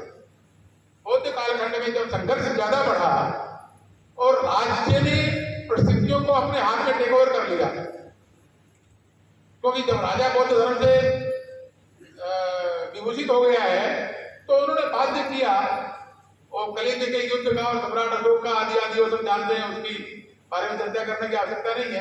राजा ने समाज को भी बाध्य किया कि आप किसी को मानिए, उसी उपासना पद्धति को स्वीकार कीजिए। तब वो विश्वविद्यालयों की संकल्पना की बात आती है। उसके पहले क्या था? उसके पहले हमारे यहाँ जो जिसको हम एक्सपर्ट कहते हैं, आज की बात है, आज के शिक्षा के जगत में कहते हैं ना, ये कौन है? तो ये मैथमेटिक्स के एक्सपर्ट हैं। ये बैंक कौन है? तो ये फिजिक्स के एक्सपर्ट हैं। ऐसे ही विषय विशेषज्ञ आचार्य होते थे हमारे, और वो विशेषज्ञ आचार्य अपने विद्यार्थियों को उस विषय विशेष की शिक्षा देते थे। उनका गुरुकुल होता था। द्रोणाचार्य का गुरुकुल क्या है? तो शस्त्र विद्या के संचालन का गुरुकुल है। वहां इतिहास नहीं पढ़ाया जाता, वहां भूगोल नहीं पढ़ाया जाता, समाजशास्त्र नहीं पढ़ाया जाता, केवल शस्त्र विद्या पढ़ाई जाती है। पाणिनि का जो भाषा विज्ञान है वो पढ़ाया जाता है। ऐसे विषय विशेषज्ञों के गुरुकुल होते थे। स्कूली एजुकेशन आज की भाषा में अगर कहेंगे, ये कॉमन थी सबके लिए, सभी के लिए थी। परंतु जो एक्सपर्ट है, हायर एजुकेशन आज के हिसाब से कहेंगे, वो विशेषज्ञता उस गुरु के शिष्य के अनुसार हमारे यहाँ पद्धति थी। और कोई भी विद्यार्थी उस गुरु से अध्ययन करने के बाद समाज में जाकर के अपना परिचय देता था। मैं पाणिनि का शिष्य फला फला आपके सामने अपने को प्रस्तुत करता हूं, और समाज उससे प्रश्न पूछ करके उसकी योग्यता पाणिनि के समकक्ष बन पाई कि नहीं बन पाई, वो पाणिनि का शिष्य कहलाने के योग्य है कि नहीं है, इसका जो निर्णय है वो समाज करता है। यानी कितनी डिसेंट्रलाइज व्यवस्था रही होगी। समाज का सामान्य व्यक्ति भी विश्वविद्यालय में प्रवेश लेना, उसकी जो भी शुल्क है या बाकी की चीजें हैं उनका परिपालन करना सबके लिए संभव नहीं। तो सामान्य समाज का व्यक्ति कैसे सीखेगा? इस गुरुकुल पद्धति में सामान्य से सामान्य परिवार का व्यक्ति भी, क्योंकि निःशुल्क शिक्षाएं थी, इस नाते से उस विषय विशेषज्ञ का एक्सपर्ट बन सकता था। चिकित्सा व्यवस्था, प्राचीन भारत की चिकित्सा व्यवस्था भी कैसा वैशिष्ट्यपूर्ण रही है, केवल कुछ एक दो चीजें इसमें बताने का प्रयास किया गया है। ऋग्वेद में 67 पौधों का अभी तक जो जिनका अर्थ समझ में आए हैं, और 1028 श्लोकों के अंदर ऐसा वर्णन मिलता है कि जहां उस आयुर्वेदीय पद्धति से कहा गया है। वैसे अपने यहाँ एक श्लोक चलता है, अमंत्रम अक्षरम नास्ति, क्या है वो?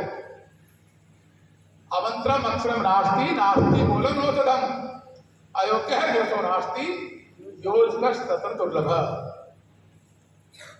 संस्कृत का सुभाषित है कि ऐसा कोई भी वर्णमाला में स्वर व्यंजन सब मिला करके एक भी अक्षर नहीं है जिससे कोई मंत्र न बनता हो। अमंत्रम अक्षरम नास्ति, नास्ति मूलम औषधम, ऐसा वनस्पति जगत में एक भी पौधा नहीं है जिसमें कोई औषधीय गुण न हो। हर एक पौधे में कोई ना कोई मेडिकल जो सिस्टम है वो उसमें है, विद्यमान है। अयोग्य है पुरुषो नास्ति, संसार में एक भी प्राणी ऐसा नहीं है जो पूर्ण रूप से अयोग्य हो।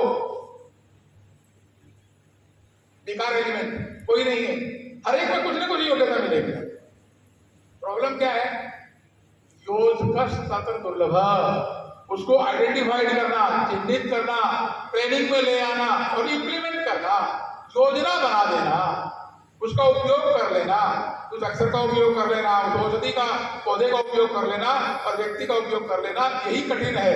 हमारे ऋग्वेद के अंदर भी उसी का वर्णन आता है, अलग अलग वनस्पति में कौन से गुण पाए जाते हैं।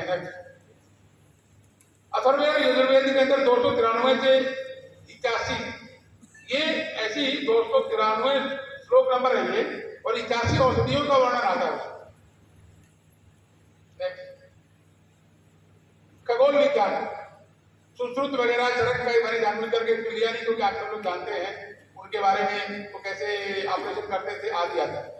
खगोल विज्ञान विद्वानों का जो अभी तक मत यानी जिनका प्रमाण मिला है, लगभग 2200 वर्ष पूर्व जो वराह मिहिर हुए हैं, जिन्होंने पूरे विश्व का यानी सौरमंडल के ग्रह, आकाश गंगा का कैलकुलेशन, वो कौन से ग्रह किस किस रूप में अपने अपने कक्षा में कैसे कैसे घूमते हैं, इसका जो ग्रंथ लिखा है उसका सम्राट यशोधर्मन के जो नवरत्न हैं उसमें से वराहमिहिर का नाम आता है। तो 2200 साल पहले वो इसके इस खगोल विज्ञान के बारे में उनकी आज भी वो पुस्तक उपलब्ध है।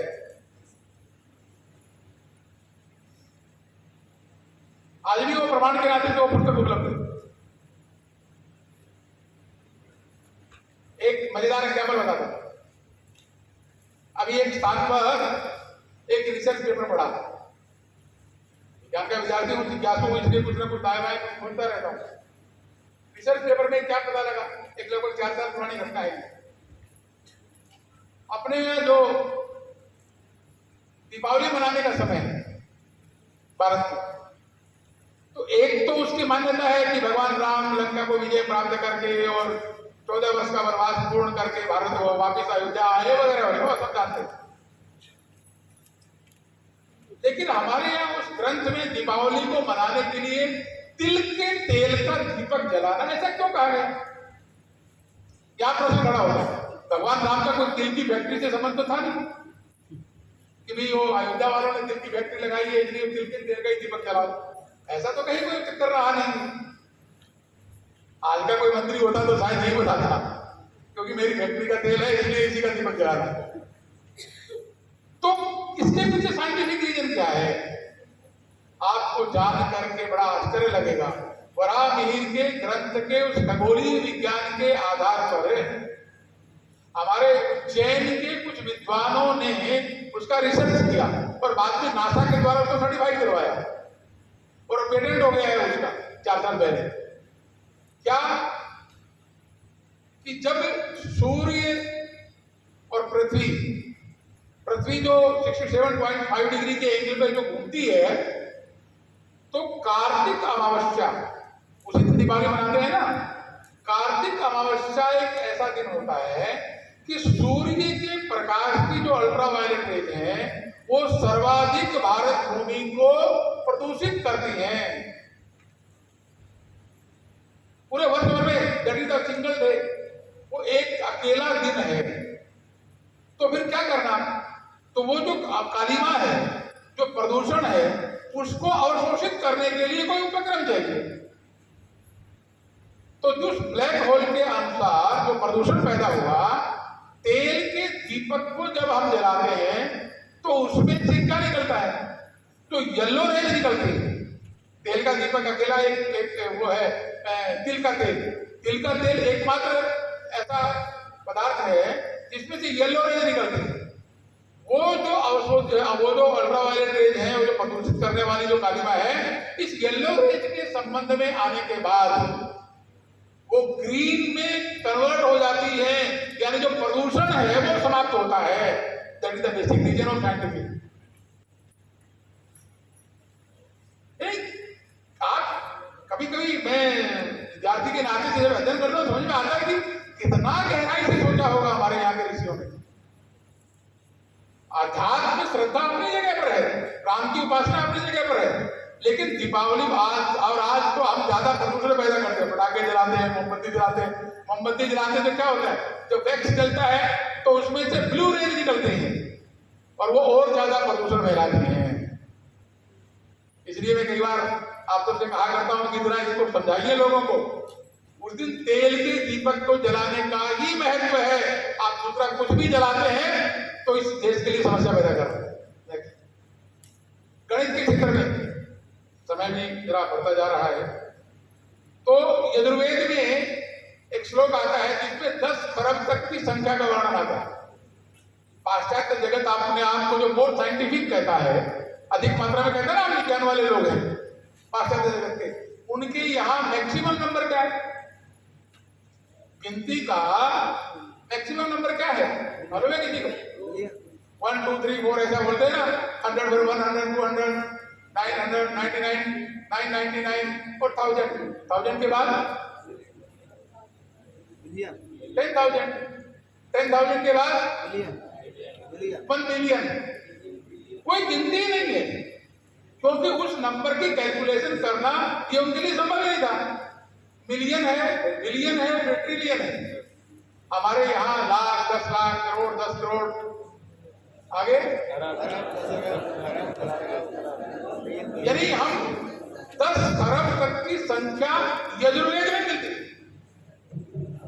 वो श्लोक आप कल्पना कीजिए, यजुर्वेद आज थोड़ी लिखा गया था कि 1972 में लिखा गया, वैसा नहीं है। वो 10 खरब तक की संख्या का कैलकुलेशन हमारे यहाँ के वैज्ञानिकों ने कैसे किया होगा?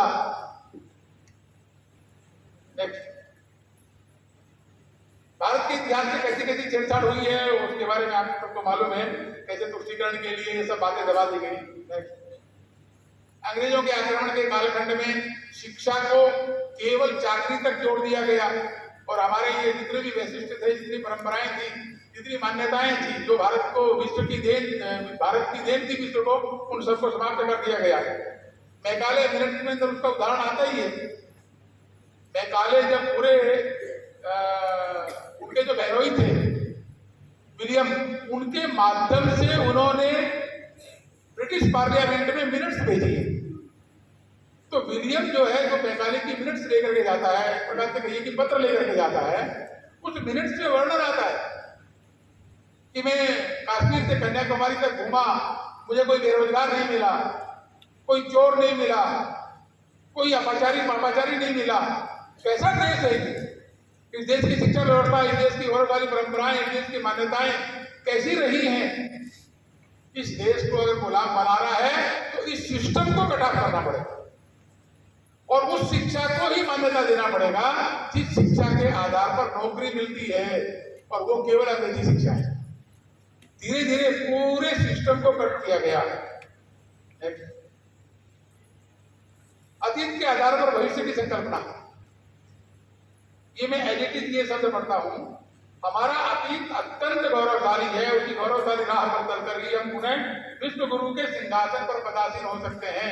यानी गौरवशाली पद्धति, मान्यताओं, परंपराओं का विचार केवल इसलिए नहीं करना कि गर्व की अनुभूति करनी है, इसलिए करना कि उसका कौन सा भाग आज हम दोबारा इंप्लीमेंट कर सकते हैं।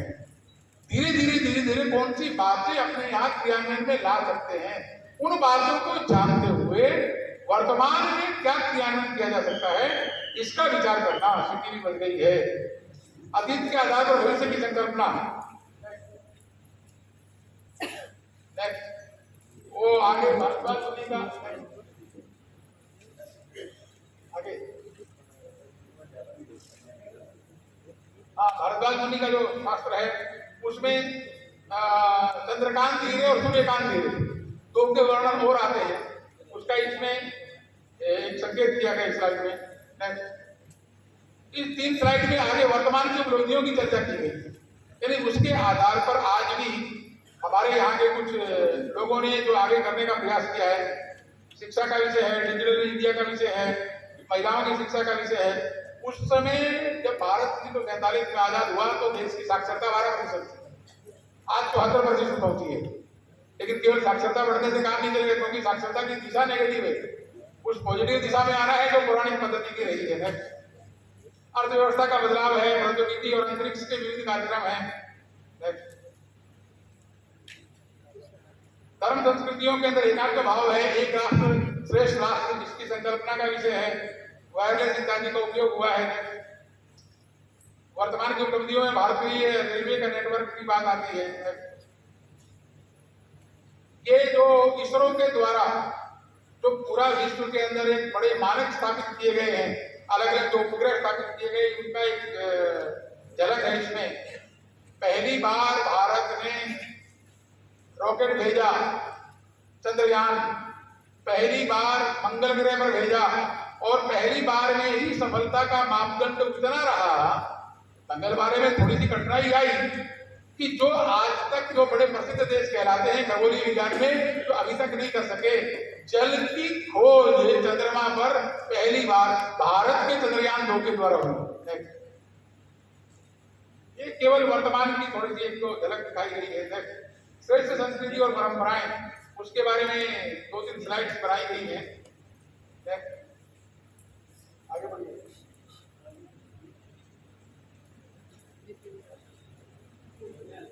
आगे बढ़िए।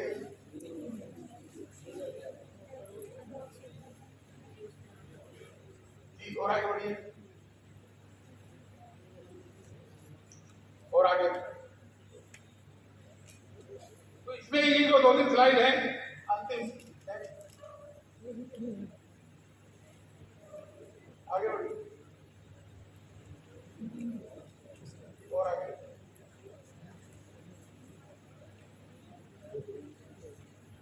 और हाँ, अब ये 3 स्लाइड में केवल जो देश काल परिस्थिति के अनुसार कुछ मान्यताएं बन गई, जैसे बाल विवाह, ये उस समय संघर्ष का कालखंड था। मुगलों के द्वारा जैसे आक्रमण होते थे, बच्चियों को उठा करके लेकर ले जाना, इस प्रकार की जो विभीषिका दिखाई देती थी, तो छोटी अवस्था में विवाह कर देना, ये उस समय की बाध्यता थी। लेकिन ये कुप्रथा है, ये ध्यान में रहे। इस नाते से ऐसी कुछ जो बातें रही होंगी जो उस समय के लिए आवश्यक थी, आज अपेक्षित नहीं है। तो केवल 3 बातों का उसमें संकेत किया गया है। पहला बाल विवाह का है, दूसरा सती प्रथा का है, और तीसरा द्वार प्रथा है। ये तीनों अलग अलग परिस्थितियों के कालखंड थे। उन परिस्थितियों में आवश्यक था, महारानी पत्नी का जौहर की बात आती है, या सती होने की बात आती है, या बाल विवाह की बात आती है। ये सभी देश काल और परिस्थितियों के अनुसार बनी हुई परंपराएं हैं। वो उस समय के लिए गौरवशाली थी, आज के लिए समीचीन नहीं है। इस नाते से आज के संदर्भ में उन परंपराओं को परिमार्जित करना अपेक्षित है, उस दृष्टि से ये बनाई गई है। धन्यवाद। तो कुछ चीजों का विश्लेषण किया है, कुछ को केवल संकेत रूप में बताया है। फिर भी हमारे जो प्रबंधक लोग हैं, उनसे रिक्वेस्ट करते हुए मैं 10 मिनट और मांग लेता हूँ। कोई प्रश्न ऐसा आपको ध्यान में आता है तो उसके बारे में आप पूछेंगे तो प्रयास रहेगा कुछ समाधान दे सकेंगे।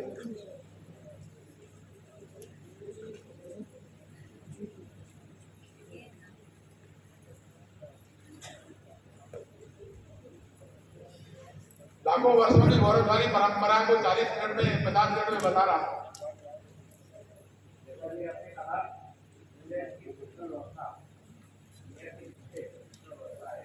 है नहीं, मानी जाती है, वो अलग अलग बात है का मतलब तो हम स्वीकार करते हैं।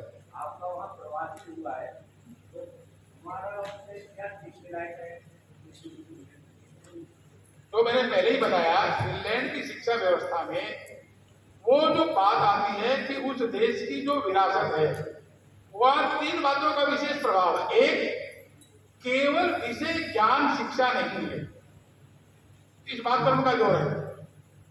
विषय पढ़ा देना, फिजिक्स, केमिस्ट्री, मैथमेटिक्स, बायो, ये वो सोशल साइंस आदि आदि, विषय की तज्ञता बना देना, विशेषज्ञता बना देना, ये शिक्षा का एक आयाम मात्र है, पूर्णत्व नहीं है। वो एक बात है।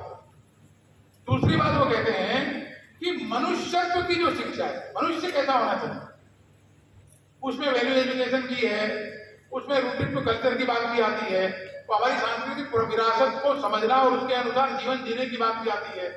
उसमें विश्व को देखने की दृष्टि, जो भारत की दृष्टि है वसुधैव कुटुंबकम, वो दृष्टि भी आती है। यानी हम जो हैं वो किसके प्रतिनिधि हैं? तो हम समग्र विश्व के प्रतिनिधि हैं। इसलिए विश्व के प्रति हमारी जो दायित्व है, हमारी जो रिस्पॉन्सिबिलिटी है, वो एक दूसरा पक्ष है, वो व्यक्ति के पूर्णता को प्रकट करता है। और तीसरी बात आती है कि हमने जो ज्ञान अर्जित किया है, भले ही माता पिता ने पैसा लगाया और हमने परिश्रम किया, तो हम केवल इनके ऋणी नहीं हैं, हम ऋणी वास्तव में समाज के हैं। क्योंकि समाज के द्वारा ही ये जो शिक्षण संस्थाएं जो खड़ी की गई है या चलाई जा रही हैं, तो हम जो ज्ञान अर्जित करते हैं उसके बल पर हम समाज को क्या दे रहे हैं, रिटर्न क्या है हमारा। हम डॉक्टर बन गए, करोड़ों रुपए रोज कमा रहे हैं ऑपरेशन की टेबल पर, और एक व्यक्ति को रख दिया हमने, तो उसका पेट चीर करके खड़ा कर दिया, उसके बाद बता दिया कि भैया 10 लाख रुपए लाओ तब ये ठीक होगा, नहीं तो मर जाएगा। ऐसा डॉक्टर अपेक्षित नहीं। तो योग्य बनना, समाज के प्रति संबंधों को बनाना और समाज के ऋण को सोच करके व्यक्तित्व का विकास करना, इन 3 बातों का विशिष्ट है उसमें। और यही मूल भारत है। भारत के दृष्टिकोण से भी शिक्षा इसी दृष्टिकोण से मानी गई। रविंद्र यादव, नरसिंहगढ़ विद्यालय से। हमारी संस्कृति लाखों करोड़ों वर्ष पुरानी है, तो हमें पहले आदि मानव के बारे में पढ़ाया जो अविकसित मानव था। तो भारत केंद्रीय शिक्षा में आदि मानव में आदि शब्द का तात्पर्य क्या होगा? भारतीय दृष्टिकोण से आदि मानव नाम की कोई चीज नहीं होती। ये जो आदि मानव की कल्पना है कि हम बंदर से आदमी बने, ये कल्पना अब तो विज्ञान ने भी नकार दी। आदि मानव, जब हम हमारे यहाँ सृष्टि की रचना कैसे हुई इसके बारे में अलग मत है, और वो वही साइंटिफिक भी है। जब हम भविष्यामय की बात करते हैं, छांदोग्योपनिषद के अंदर वर्णन आता है जिसमें द्वैत ब्रह्म, अद्वैत ब्रह्म और विशिष्टाद्वैत ब्रह्म 3 प्रकार के डायमेंशन हैं। मैं और ब्रह्म एक है, यत् विद्यते तत् ब्रह्मांडे। ये एक परिकल्पना है जो शंकराचार्य जी की कल्पना है, जिसके अंदर कहते हैं कि जो सृष्टि है वही ब्रह्म है, यत् विद्यते तत् ब्रह्मांडे। विशिष्टाद्वैत में मैटर और ब्रह्म, यानी हम सभी प्रकार के पदार्थ प्राणी, ये एक जगत है, और ब्रह्म यानी कॉस्मोस का जो प्रकाष्ठा है वो दूसरा है। और विशिष्टाद्वैत जिसको निम्बकाचार्य ने, वल्लभाचार्य ने वर्णन किया है, उसमें दोनों के प्रेजेंस है। तो हमारे यहाँ की संस्कृति में आदि मानव की कल्पना नहीं है। हमारे यहाँ विकास की जो परिकल्पना है वो मनुष्य के ही रूप में, हर प्राणी अपने अपने ढंग से विकसित हुआ है। एक चीज का विकास आज जैसे हुआ है, अमीबा से इंसान नहीं बना। एक कोषीय प्राणी है ना अमीबा, और हम बहुकोषीय प्राणी हैं। तो अमीबा से हमारा निर्माण नहीं हुआ है, मनुष्य से ही मनुष्य का निर्माण हुआ है। सृष्टि की जो रचना है ये भी साइंटिफिक वे में मेल फीमेल के कॉम्बिनेशन से जो हम बताते हैं, वो आज का विज्ञान तो स्वीकार करता है। वो थ्योरी कार्रवाई हो गई है कि हमने आदि मानव से बनते बनते बानर बने और बानर से मनुष्य बन गए। ऐसा नहीं है। हमारे यहाँ विकास की परंपरा चुनौती आधारित रही है। एक समय में जब पाषाण युग माना जाता है तो मनुष्य का पेट भरना ही एकमात्र विकास का एकमात्र आयाम था। तो इस नाते से पत्थरों से अलग अलग प्रकार के जानवरों का वध करना और मांस को खाना, फिर अग्नि का आविष्कार हुआ तो पका करके खाना शुरू हुआ। फिर बाहर के जंगल के जानवरों के द्वारा जब इंडिविजुअल वे में रहने वाले मनुष्य पर आक्रमण होता था तो कबीलों का निर्माण हुआ, समूह का निर्माण हुआ। हमें अपने को सुरक्षित रखना है तो 10-20 लोग मिलकर के इकट्ठे रहो, नहीं तो जंगली जानवरों का आक्रमण होगा। तो उसमें समाज के निर्माण की व्यवस्थाएं आई। जब समाज के निर्माण की व्यवस्था आई तो उसमें से कृषि का कॉन्सेप्ट आया और धीरे धीरे ये विकास परंपरा इस रूप में आई है। आदि मानव की जो परिकल्पना है वो विज्ञान सम्मत नहीं है, ये आज के विज्ञान ने सिद्ध कर दिया है।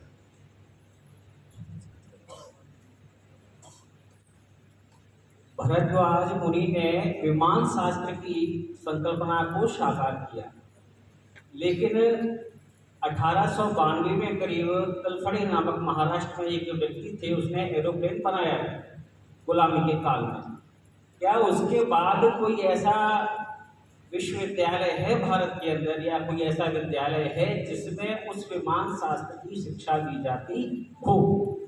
दूसरा प्रश्न है मेरा, भरद्वाज ऋषि की एक पुत्री थी जिसका नाम था लीलावती। तो लीलावती जो है इतनी विदुषी महिला थी कि एक वृक्ष के पत्ते जो है निगाह बंद करके देख करके ही उसकी काउंटिंग कर लेती थी। क्या उसकी जो रचनाएं हैं, उसने जो गणित में शोध किया है, उसको लेकर कोई ऐसा विश्वविद्यालय है या विद्यालय है अपने भारत में जो उसको आधार बना करके शिक्षा प्रदान करता हो? दो अलग अलग प्रश्न हो गए आपके। जो भारद्वाज का जो विमान शास्त्र है, भारद्वाज की विमान शास्त्र की पद्धति का आज भी शोध हो रहा है। उस पद्धति से विमान बनाया जा सकता है क्या? हाँ, बनाया जा सकता है, परंतु समस्या एक आ रही है। जैसे मैंने अभी चिकित क्रिया एक शब्द बोला आपको, ऐसे उस शास्त्र में जो, क्योंकि उस समय जो पढ़ाई की भाषा कहिए वो संस्कृत थी, और आज भी जब विज्ञान पढ़ने वाले हम लोग विद्यार्थी हैं, विज्ञान की, फिजिक्स की अपनी एक वोकेबलरी है, अपना शब्द भंडार है, केमिस्ट्री का अपना है, बायोलॉजी का अपना है, जियोलॉजी, बॉटनी, हर एक के साइंटिफिक नाम है, उसके अनुसार उस विषय का विश्लेषण करते हैं। तो उस समय के विज्ञान की जो शब्द भंडार की रचना थी, उसका एग्जैक्ट अर्थ खोजना ये आज भी संभव नहीं हो पाया। इस नाते से उस श्लोकों का ठीक समझ विकसित कर देना और उस पद्धति से विमान बना देना, ये अभी इसके ऊपर रिसर्च चल रही है। कहीं हो गया ऐसा कोई प्रमाण अभी मेरी जानकारी में तो नहीं। दूसरा जो लीलावती का आपने कहा है, लीलावती के बारे में आप सबको मालूम होगा, लीलावती बहुत विदुषी थी। हमारे यहाँ जो महिला शिक्षा की वर्णन आती है तो उसमें ब्रह्मवादिनी एक शब्द आया है, यानी जिन्होंने पूरा जीवन शिक्षा के लिए लगा दिया। तो लीलावती ब्रह्मवादिनी नहीं थी, लीलावती का विवाह होने वाला था और उनके पिताजी ने शोध किया, वो भी बड़े प्रकांड ऋषि थे, उन्होंने शोध किया, कैलकुलेट किया कि भी ये तो विधवा हो जाएंगी, और फिर इस प्रकार का उसमें वर्णन आता है। आप लीलावती ग्रंथ को पढ़ेंगे तो उसकी भूमिका में वर्णन आता है कि लीलावती के लिए जो भी कुछ श्रृंगार, उन्होंने ऐसा मुहूर्त खोजा,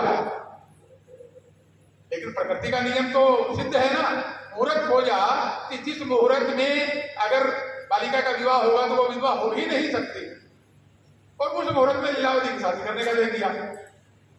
लेकिन क्योंकि जो कुंडलीय आधार पर पहले से व्याख्यायित था, उनके पिताजी ने जो व्याख्या की थी, होना तो वही था। तो उसमें वर्णन आता है कि लीलावती को जो मोती पहनाए गए थे, तो उस समय जो समय मापन की पद्धति थी, वो एक किसी पात्र में जल भरा जाता था, मैंने पात्र में छेद किया जाता था और जल के पात्र में उसको रख दिया जाता था, ऐसे कटोरी कहिए एक प्रकार से, और उस छेद में से जब पानी ऊपर आता था तो जितनी देर में वो कटोरी भर गई, वो एक घटी, यानी एक 2.5 घंटा जिसको हम कहेंगे आज के हिसाब से, एक घटी का टाइम टेबल माना जाता था। तो वो एक घटी का मुहूर्त था 2.5 घंटे का, जिसमें विवाह हो जाएगा। पात्र को रखा गया उसमें कि पात्र के अनुसार वो मुहूर्त निकलेगा। लीलावती ग्रंथ के उस भूमिका में वर्णन आता है, वो जो मोतियों की माला और वो सब तामझाम पहनाए गए थे लीलावती को, उसी में से एक मोती टूट करके और वो गिरा और वो छेद में अटक गया। ईश्वर की आखिर प्रकृति तो प्रकृति है ना भाई, और वो पानी भरना बंद हो गया, वो मुहूर्त निकल गया और विवाह हो गया। बाद में जब पता लगा तो लगा कि नहीं, तो वो ब्रह्मवादिनी मानी गई और उनको फिर प्रकांड विद्वान बनाया गणित का। और लीलावती ने जो आज भी वो ग्रंथ उपलब्ध है लीलावती नाम से, आप पढ़ना चाहें तो पढ़ सकते हैं। गणित का, जिस वैदिक गणित की विद्या भारती में भी चर्चा आती है, उसके कई प्रकार के सूत्रों की विवेचना उसमें की है गणितीय पद्धति। तो जिन सूत्रों की विवेचना की है, उन सूत्रों के आधार पर जो आपने कहा ना कि वृक्ष के पत्तों को गिनना, उसमें एक विधा दी है कि अगर वृक्ष की आयु इतनी है, वृक्ष की प्रजाति इतनी है, वृक्ष की जो छाया निकल रही है वो इतने डायमेंशन पर जा रही है, तो उसके इतने पत्ते होंगे। उसका एक फार्मूला है, सूत्र है। उस सूत्रबद्ध पद्धति से आज भी अगर कैलकुलेट करेंगे तो ध्यान में आएगा कि उस वृक्ष का जो अंकुरण हुआ है उस समय से उसकी आयु से लेकर के और आज की आयु मापिए, उस आयु से उसकी जो दूरी है छाया की, उससे मल्टीप्लाई करने के बाद वो जो कैलकुलेट आता है, और उसकी जो जिस प्रजाति का वृक्ष है उसके आधार पर लीलावली में वो जो श्लोक आता है, उसके आधार पर पत्तों की गिनती होती है। लेकिन इस पद्धति के आधार पर कहीं शिक्षा दी जा रही हो आज गणित की, मेरी जानकारी में ऐसा कोई विश्वविद्यालय नहीं है।